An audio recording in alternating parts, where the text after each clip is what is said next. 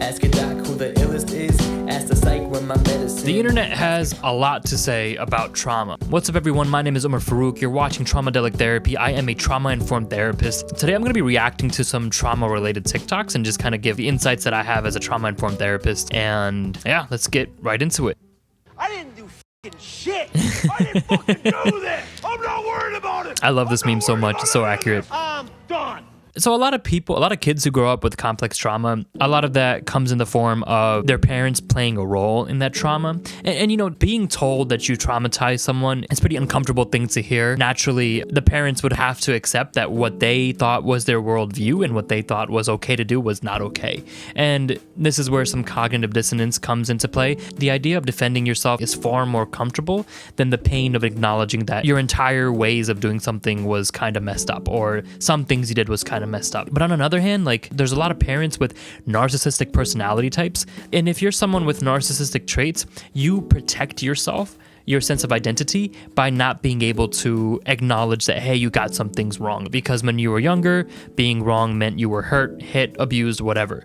So parents get defensive. By the way, like, when I explain this, I am not at all making it sound like it's okay when parents do something like this. Oftentimes I'll have clients who begin to understand why their parents are the way they are, and instead of giving themselves more grace, sometimes they use explaining their parents' pathology as a way to avoid or distract themselves from allowing themselves to grieve and feel the pain of what they've been through. Every now and then I get a little fighting, then I see the look Therapy in your could be good. eyes. That could be really good too, but Every now and I yes. think you more than ever. I mean, like, you know, people are resilient, and we find different ways to stay resilient. We find different ways to cope, and a lot of the times that looks like, you know, kind of laughing at ourselves and making light of something that's serious. It's a very common human thing we do. I think laughing at ourselves is completely healthy as long as we're not using it to distract ourselves from the work we have to do in healing and addressing the pain that's kind of deeply rooted within. Me leaving my therapy session knowing I'm about to forget all the advice she just gave me as soon as I'm triggered. Okay, so this kind of like falls into how and why trauma is more physiological than it is pathological. This creator is saying, you know, like, forgetting the advice the therapist gave them. I should know, a good therapist should never just give advice. You know, I can tell you what I think might be wrong, but the problem with that is, like, that assumes I know what's right and what's best for you, and that completely disregards your experience. The other problem is, if I'm giving you advice, I'm not giving you a chance to figure it out for yourself.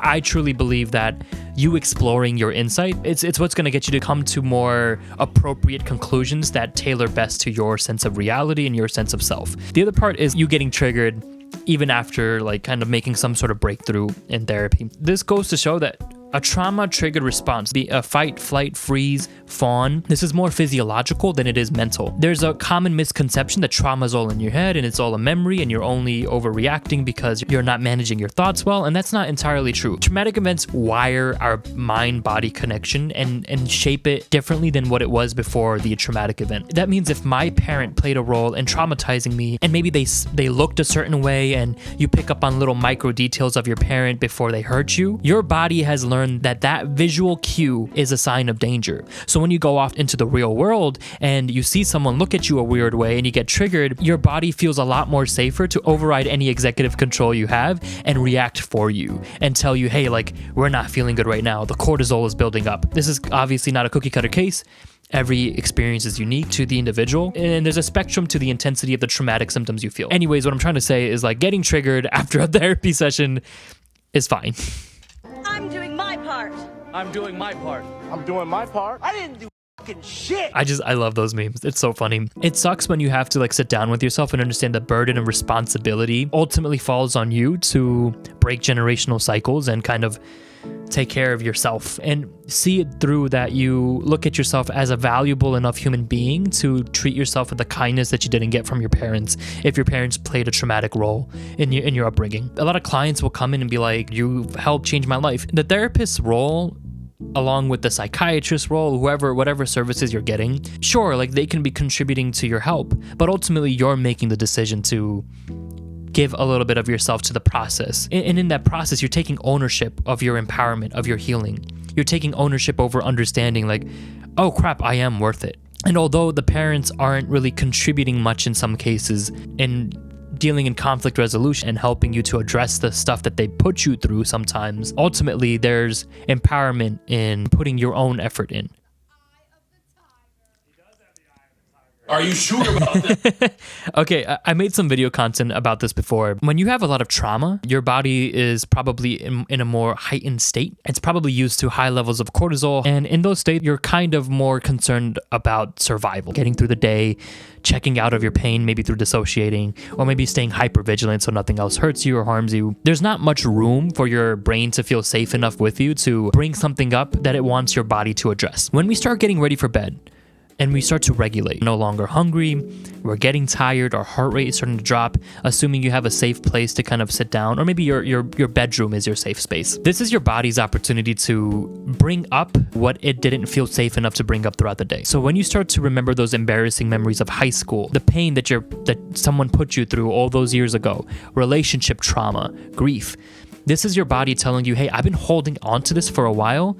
I'm sensing you're feeling pretty safe right now. Can you please deal with this? However, what we do in those cases, we probably just pick up our phone and try to forget about it, try to scroll to the point that we get exhausted so we could finally fall asleep, because addressing those feelings are far too painful. And in today's world, we don't necessarily teach you the right tools on what to do when your body feels uncomfortable, when it remembers something uncomfortable, or when it experiences something uncomfortable. So this relates to a form of psychology called free association. Free association means if you continue to talk, if you continue to let your thoughts go and follow them, they will lead you to what your body's holding in and what you need to address. Do you want to release some stored trauma from your body? Let's go. Start laying down on your bed, ankles together, knees together, arms open wide out to your side with your palms facing up.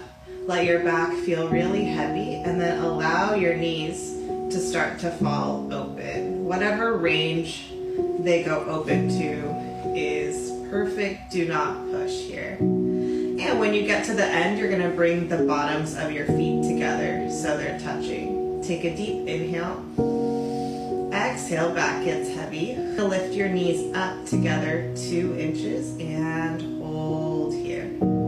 You may experience some shaking here. That's a great sign. That's part of the release. You're gonna slowly start to bring your knees back. Okay, I absolutely don't recommend this. There's a lot of amazing research coming out of somatic release exercises that helps you to actually address which parts of your body are holding in tension, stored up cortisol, however you want to describe it. I'm not nearly as educated enough in that field to adequately describe what's going on. However, I do understand that physical processing, physical body exercises play a major role in healing trauma. So it's not that I don't believe in this. I think it might be just a little bit irresponsible to promote content like this when people haven't done foundational work with addressing their trauma first. And foundational work, I mean by like maybe connecting with a mental health therapist, maybe connecting with a safe community, people in your life who are consistent, safe, and reliable. PTSD is kind of a way of your brain working overtime to suppress the memory of the trauma because the trauma is so painful to process. And if you have a lot of complex trauma, a lot of stored up trauma, your brain is working even harder. The moment you open that door and the moment you tell your body to let the floodgates loose without practicing any safety precautions, without connecting with the therapist, without finding a safe place to do it first, if you don't know what to do when overwhelming feelings come up such as this, you are at risk of re-traumatizing yourself. There are some cases of trauma-induced psychosis, and this is why some forms of meditation even, or some forms of mindfulness aren't really great to apply to PTSD. I absolutely do not recommend doing this without the supervision of a trained therapist, especially when it comes to somatic work, somatic therapy, body movement therapy. 3 things you can do now to start processing your trauma at home. Allow yourself to cry. Put on some sad music and just let it out.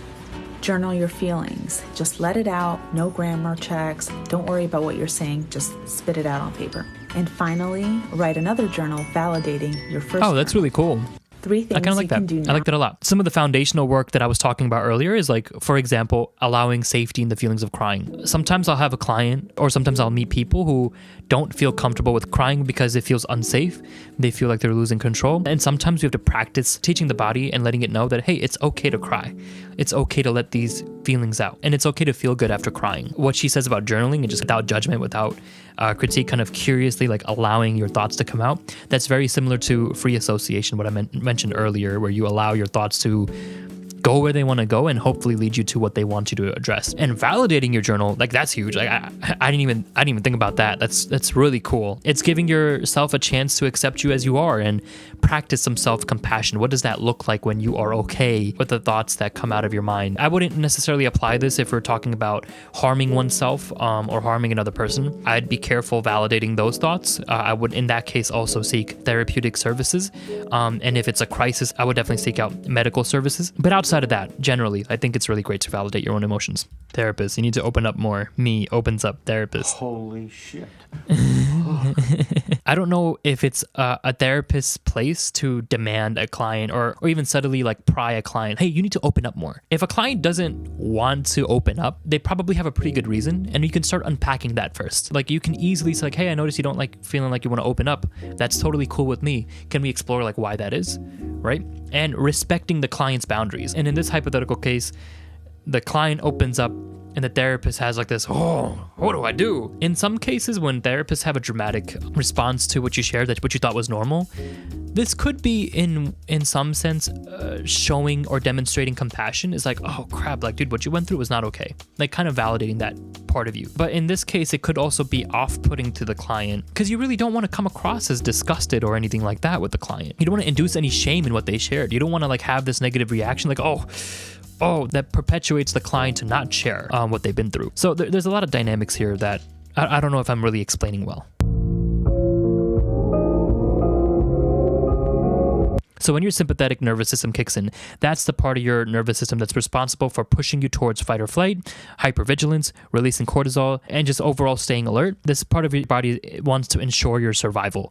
And a lot of that comes out in the form of a buildup of cortisol or adrenaline in your body. When the body isn't allowed to express that energy built up, whether it comes in the form of shaking, crying, kicking, screaming, running, whatever, when we don't allow for these autonomic systems to carry out what they're meant to do in your body, that's when the trauma kind of gets stuck in the body. That's what we mean when we say trauma is stored in your body. And so if it goes long enough without being processed, that's when we develop PTSD. Your body hardwires to hyper respond to stimuli that remind you of the traumatic incident.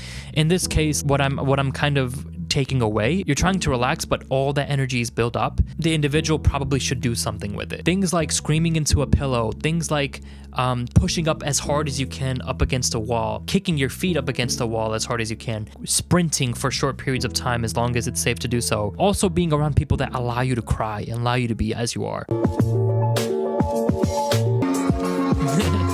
This is a good example. Like, yeah, our behaviors will tell our story for us. If we don't know what our trauma is, our body will tell you what your trauma is. This person is constantly on the lookout. Like, are you mad at me? Did I do something wrong? This can imply that there was a crucial caregiving figure in their lives that made them feel like that they had to constantly be aware of this caregiver's feelings, especially when this caregiver was mad at them. Otherwise, they're at risk of being hurt, abused, so on and so forth.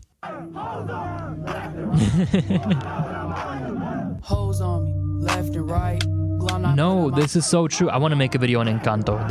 Such a beautiful representation of what it means to break generational traumas. I believe this is Encanto. You know, people talk about healing as if it's like this romanticized journey, like, oh, I'm in my healing phase, and oh, it's gonna be so great. Oh, like, I love myself. Dude, healing from trauma is such a painful journey. There's so much loss, grief, pain that needs to be processed through this. You basically have to go against everything your body has been wired to do and wired to believe. Healing is not a pretty journey, and this is why, like, I don't agree with a lot of judgment that comes towards people who are quote unquote too stubborn to address their trauma. In reality, our brains and our bodies have a really good reason to not want to address the pain of a generational trauma, or the pain of what happened to when you were younger. We have to start understanding that these are our body's ways of protecting us. All right, I think that's it for today's video. Thank you so much for tuning in. Let me know if you want to see more content like this. I had a blast looking through these TikToks and kind of providing an input based off of my trainings as a trauma therapist. I hope y'all enjoyed this. Please comment, like, subscribe. Let me know down below what you think I got wrong. I try to make it very clear. I don't know everything. Although I'm trained in trauma-informed care, I am not an expert. I'd love to hear your thoughts and your opinions, and also let me know what you want to see next. Anyways, thank you so much again for watching. This has been Omar Farouk. You're watching Traumadelic Therapy, and I'll see you guys in the next video. Peace. I think I'm just too afraid to get started. I try to do it, but I know this time I got this. I really hope I'm not late to the party. I try to fit in every time I get exhausted. I trim my beard, slick my hair, now I'm running late.